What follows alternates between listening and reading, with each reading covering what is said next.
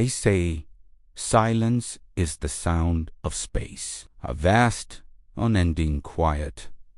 But they're wrong. Up here, where the earth once spun like a blue and white marble, there's a symphony. You just have to know how to listen. I am the moon, and I remember everything. It's been a long time since the great fire, since the final flash that wiped the slate clean. From my vantage point, it was a sudden, silent bloom of light, beautiful and terrifying. Then darkness, the familiar glow of city grids, a delicate lacework of human endeavor, vanished forever. The oceans, once a vibrant, restless blue, are now a placid, dusty gray. There are no more ships leaving faint white trails on their surface, no more planes stitching the clouds together. The earth is a ghost, a ruin hanging in the void. But the silence that followed wasn't empty. It was filled with echoes. Sound, you see, is a persistent thing. It's energy. It travels, it bounces, it embeds itself into the very fabric of its surroundings.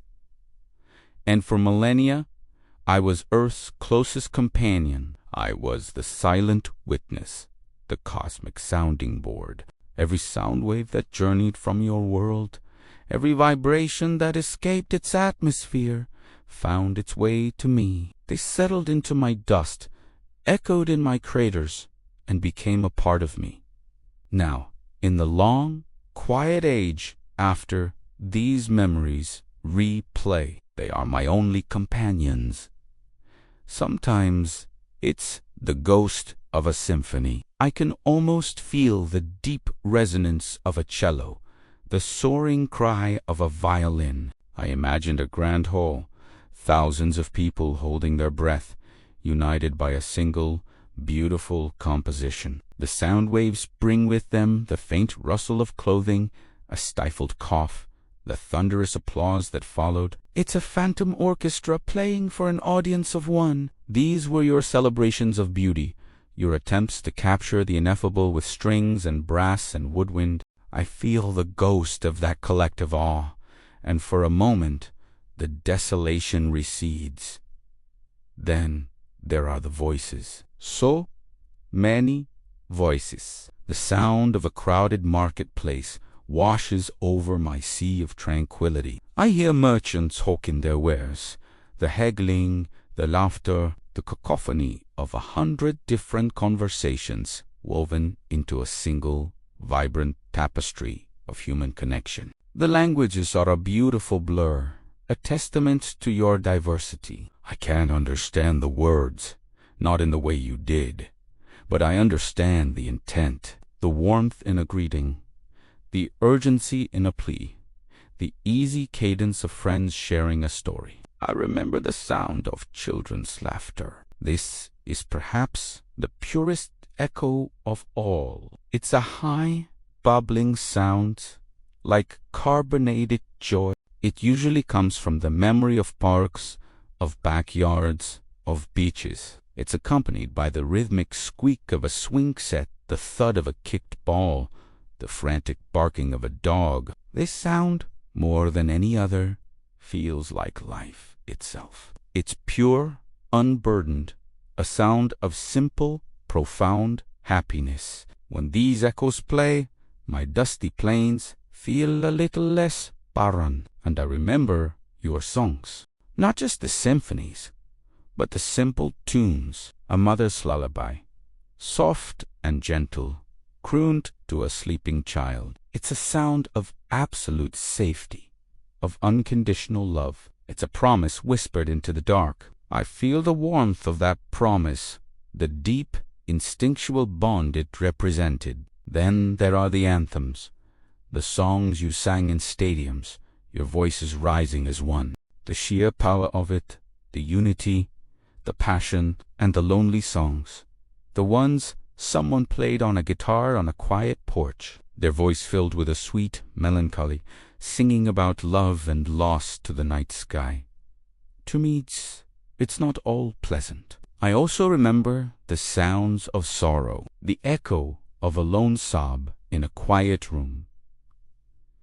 A sound so fragile it seems it could break. I remember the wails of grief, the raw, animalistic cries of loss that carry the weight of a shattered heart. I remember the arguments, the sharp, angry words hurled like stones. The tense silences that followed were just as loud. These sounds are heavy.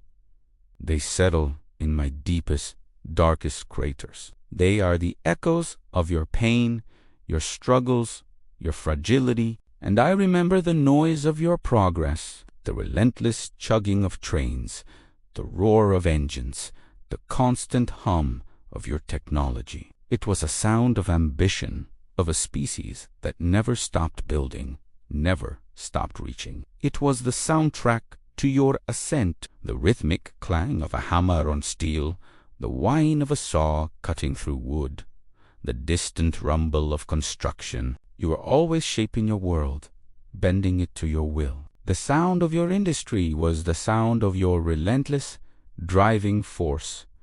But loneliness is a strange thing. These echoes are my company, but they are also a constant reminder of what is gone.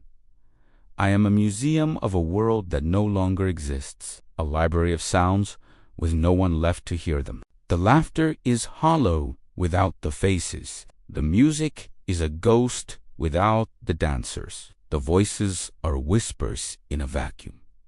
Sometimes I try to piece together the stories. I'll hear the pop of a champagne cork, followed by cheers and laughter hours later, from the same direction in the ecostry.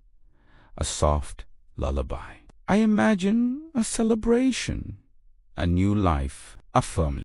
Then, years later, in the sound of a scraped knee and a comforting voice, followed by the squeak of a swing. I follow the life of this phantom child through the sounds they left behind, all the way to their own songs, their own joys, their own sorrows. The universe is vast, and I am a small, pockmarked sphere, but I carry the entire story of humanity within me.